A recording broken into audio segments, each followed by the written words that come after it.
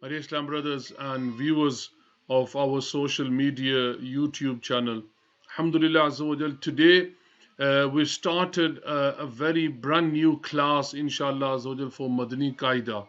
And inshallah Azza wa Jal, we're going to go step by step, inshallah Azza wa Jal, through the whole of the Madani Qaida.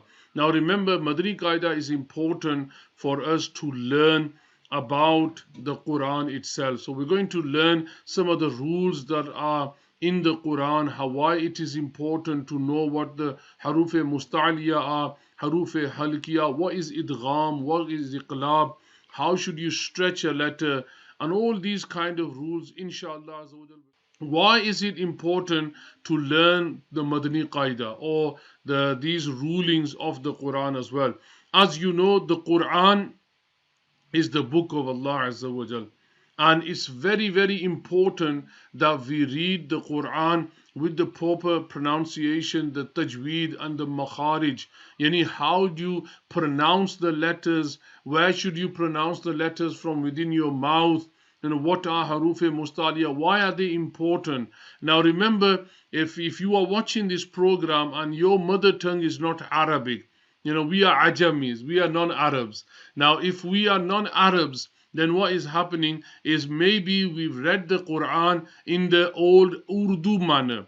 Alif, Be, Te, Se. Now that is the Urdu language. Yeah, even though Urdu language has come derived from Arabic as well, the haruf tahajji of the Urdu language are 95% are the Arabic words as well. But today, inshallah, we're going to go through the Madani Qaida, and we're going to start off from lesson 1. Now, my dear Islam brothers, let's start off with lesson number 1. But before that, let me tell you why it's important that we read with the Tajweed. Some people might be thinking, well, I've already learned my Quran, I read the Quran every day.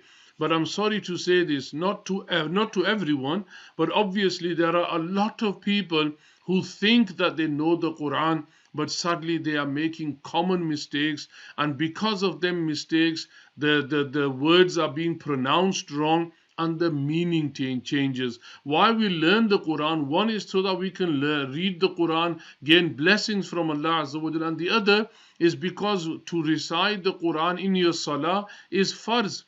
It's a farz inside your salah. So if you make any mistakes, grammatical mistakes, makharij mistakes, then what will happen is the meaning will change. Let me just give you a couple of examples. A lot of the time what happens is, we read the very famous surah, and if you ask people, they all know Surah Ikhlas.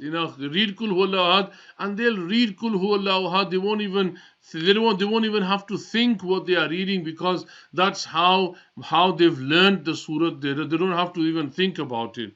But the first word that we read, the letter that we read of Surah Ikhlas is Qul, Qaf, Qul.